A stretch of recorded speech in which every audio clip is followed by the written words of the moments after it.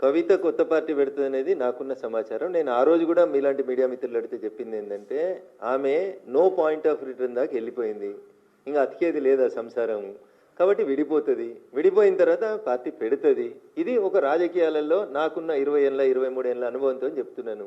2001 నుంచి ఆ కుటుంబాన్ని దగ్గరగా చూసిన వ్యక్తిగా, రాష్ట్ర రాజకీయాల్లో జరుగుతున్నటువంటి పరిణామాల్ని గమనిస్తున్నటువంటి వ్యక్తిగా, 2014లో అధికారంలోకి వచ్చిన తర్వాత కాంగ్రెస్ పార్టీ 2019లో పార్టీ పెట్టించిన విషయం మీకు మాకు అందరికీ తెలుసు. కాబట్టి పార్టీలు ఎవరు పెట్టిస్తారు, పైసలు ఎవరు ఇస్తారు, ఎవరికి అవసరం అనేది చాలా స్పష్టంగా కనబడుతుంది కదా. పాలేంది నీళ్ళేంది తెలుస్తుంది, నా నోట్లోకి వెళ్ళేందుకు కానీ ఇది చిట్చాటు కాదు. I'm speaking openly.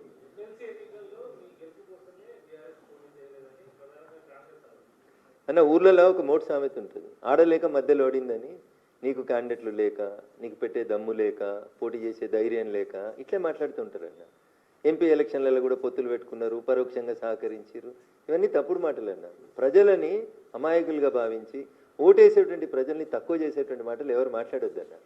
అది చాలా తప్పు, దురదృష్టకరం. అది అన్నిట్లలో పోటీ చేసిరు వాళ్ళు, ఎంపీ ఎలక్షన్లలో అన్నిట్లలో పోటీ చేసిరు. నా మీదనైతే 100 కోట్లు పెట్టిరు, మీకు తెలుసు. ఇక కాంప్రమైజ్ అయిన పాలిటిక్స్ ఏడు ఉన్నాయి అక్కడ?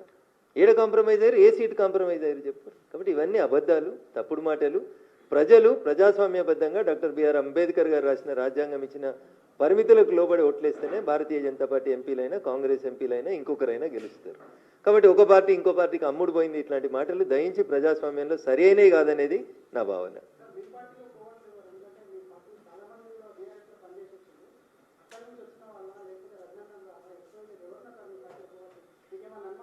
భారతీయ జనతా పార్టీ తన పార్టీలో కోవర్ట్లుంటే గుర్తుపట్టలేనంత అమాయకమైనటువంటి స్థితిలో లేదు. గల్లీ నుంచి ఢిల్లీ దాకా భారతీయ జనతా పార్టీకి నాయకత్వం ఉంది. కేంద్రంలో అధికారంలో ఉన్నాం కాబట్టి ఐబీలు, ఎస్బీలు, ఇంటెలిజెన్స్లు అన్నీ కూడా అట్లాంటి తప్పుడు వ్యక్తులు ఎవరన్నా మా పార్టీలు ఉంటే 100% సమాచారం ఇస్తాయి. సో టీఆర్ఎస్కేలు వచ్చిన వాళ్ళ అని చెప్పి మీరు ఒక వర్గాన్ని ఎత్తి చూపే ప్రయత్నం మీడియా తొందరపడి చేయొద్దని చెప్తా ఉన్నా. కోవర్టు పని చేసే వాళ్ళు ఎవరు కూడా బీజేపీలో లేరు, ఉండరు, మనలేరు. వాళ్ళ ఫ్యూచర్ కూడా బీజేపీలో కొనసాగదు.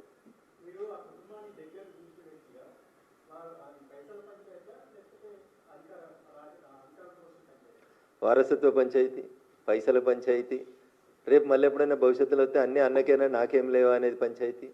ఈ రాష్ట్రంలో కాదు, పక్క రాష్ట్రంలో కూడా అదే అయింది. ఏమైందో మీకు తెలుసు. నేను ఐ డోంట్ వాంట్.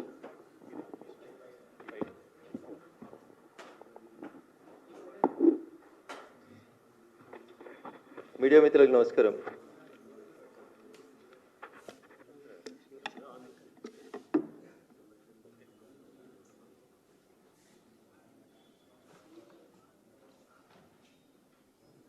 ప్రస్తుతం తెలంగాణ రాష్ట్ర